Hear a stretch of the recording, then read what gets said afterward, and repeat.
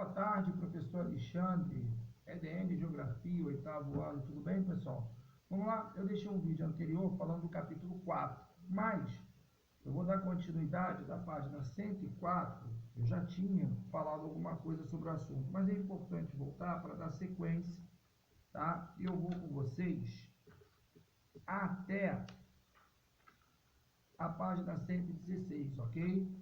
Tranquilo? Mas vou dar um aparato geral, é tranquilo, qualquer coisa a gente grava mais um vídeo. Olha só, bipolaridade, bem fácil, está na página 104, tá? O mundo, depois da Segunda Guerra Mundial, é dividido por dois países, por duas grandes superpotências, correto? União Soviética e Estados Unidos. Estados Unidos e União Soviética.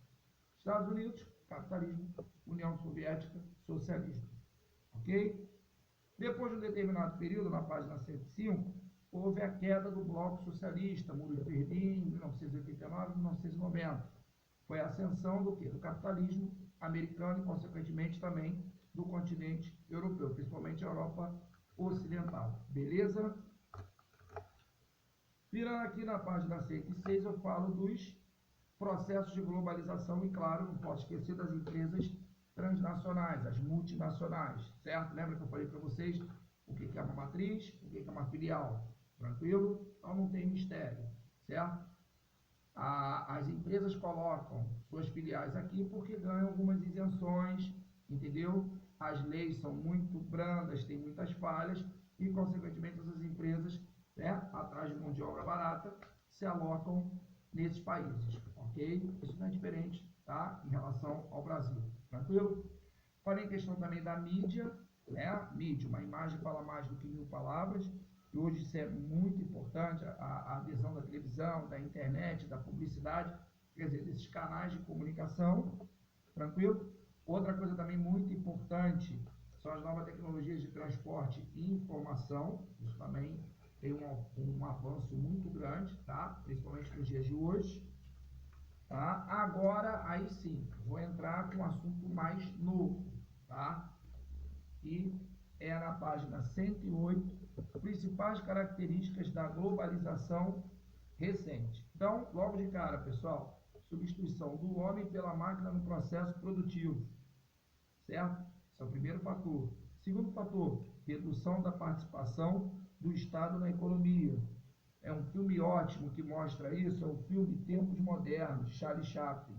Tá? É um clássico do cinema mundial e uma crítica à mecanização da indústria e a substituição do homem pela máquina.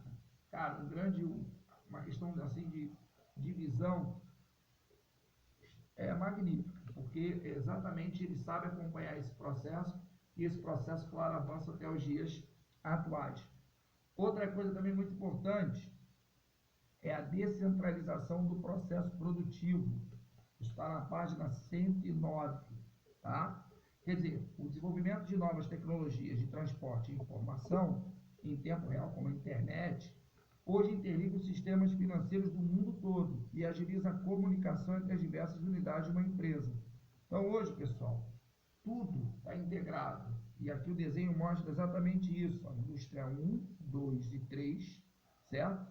E em cima disso há todo um processo, tá? Dentro desse contexto. Ou seja, existe uma montadora, e dentro dessa montadora tem os computadores, e logicamente vão preparar os produtos que vão atingir o mercado, e você tem toda essa estrutura, certo? De teclado, monitor e CPU. Ou seja, isso tudo está atrelado ao quê? A uma central de computadores, ok? Mas eu vou ler isso para vocês, olha só. No mundo globalizado, cada etapa do processo produtivo pode ser realizada em um país diferente, aproveitando as vantagens oferecidas pelo governo local. Já tinha falado isso. A produção de uma fábrica global pode gerar empregos no país onde suas diferentes unidades se instalam. Agora vamos ver o outro lado. Acarreta graves transtornos sociais a partir da intensa exploração de mão de obra, além da questão, claro, dos impactos ambientais. Ok? Tranquilo essa descentralização do processo produtivo, advento do que? Da tecnologia, dos computadores e, consequentemente, da internet. Ok? Continuando. Crescimento da pobreza, concentração de riqueza e desemprego estrutural. Poxa, importantíssimo falar disso. Olha só. Em função da má distribuição de renda, as diferenças sociais, o quê? Se tornaram cada vez maiores. E com o poder aquisitivo restrito a uma pequena parte, né, de pessoas, a população que não pode adquirir isso, certo? Fica à margem desse processo, originando o quê? O analfabetismo tecnológico. Tranquilo? Então, repetindo, esse analfabetismo tecnológico é exatamente o quê? São as pessoas que não têm o quê? Como adquirir esse conhecimento das ferramentas tecnológicas. Ok? Tranquilão? Vamos continuar. No cenário 6, na página 111, eu falo de os grupos de países no mundo globalizado. Tá? Então, vamos falar de uma forma bem rápida, para a gente trabalhar também isso no próximo vídeo. Nós temos os países desenvolvidos, tá? E aí eu posso destacar Estados Unidos, Japão, a Europa Ocidental, que eu falei lá anteriormente, Alemanha, França, certo? Noruega, Dinamarca, etc. Ok? Continuando, eu também vou falar dos países de economia emergente. E aí, no caso, entra quem?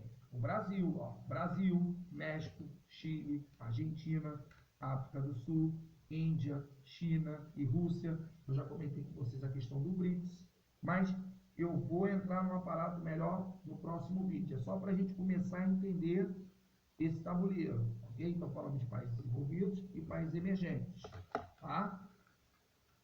Também vou falar aqui, claro, não posso deixar de falar dos chiles asiáticos, tá? Que foram países que se desenvolveram, tá? Ao sudeste e leste da Ásia na década de 70, tá? Eu vou dar alguns exemplos aqui para vocês que estão no livro, ó. Singapura, Hong Kong, certo? Atualmente incorporada à China, Coreia do Sul e Taiwan, entendeu? Então, foram países que tiveram uma ascensão econômica, tecnológica muito grande da década de 70 até os dias de hoje, ok? São o quê? Os famosos o quê? Dragões asiáticos ou novos tigres. Porque o que aconteceu? Já existiam e, claro, outros países também o quê? Deram sequência, entendeu? Houve uma expansão ali naquela região, ok? Eu vou dar os exemplos. Indonésia, eu não tinha falado anteriormente, Vietnã, Malásia, Tailândia e Filipinas, entendeu? Isso está sendo estimulado aos poucos o processo de industrialização, ok? Então, eles estão sendo conhecidos dessa forma. Agora vamos falar um pouquinho dos países em desenvolvimento, certo? Aí a gente vai falar, por exemplo, como países que, na verdade, têm ainda um grau de pobreza, baixa expectativa de vida, e péssima distribuição de renda. E eu estou falando basicamente entre ali o período dos países africanos e alguns países asiáticos. Eu vou dar um exemplo, onde a taxa de analfabetismo e desemprego é muito alta. Então, olha só. Países africanos, Angola, Etiópia, Chad, Madagascar. Asiático, por exemplo, Afeganistão, Nepal, Bangladesh, entendeu? São países que têm essa dificuldade, como eu enumerei aqui para vocês, tá? Isso na página 115. E também não posso deixar de falar, já que eu falei lá anteriormente, dos países ex-socialistas, certo? Que eram países que estavam atrelados à União Soviética, ok? Então, a gente também tem que falar disso, que, na verdade, esses países também estão se adequando, né, a uma nova realidade política e econômica dentro desse cenário globalizado, ok? Isso tudo se sucedeu, claro, como eu disse para vocês, após, entendeu, a queda do Muro de Berlim, de 1989 para cá. E aí foi essa questão nova desse mercado global e, consequentemente, a ascensão desses países. Claro que não é ascensão como os principais países, como os Estados Unidos, né? A questão da Europa Ocidental, não é. Mas eles estão caminhando, certo? E aí a gente fez essa diferenciação de países desenvolvidos, emergentes, em desenvolvimento, tá? Porque a gente não está colocando aqui no livro mais essa questão do país subdesenvolvido, ok? Aqui no livro eu trabalho, volto a repetir para vocês. Os países desenvolvidos, os países de economia emergente, no caso o Brasil, e consequentemente os países de desenvolvimento, ok? Eu ainda não vou deixar exercício, vou deixar exercício no próximo vídeo, ok, pessoal? Então estudem, tá? Um grande abraço, saudade de vocês, tá bom? Um abração.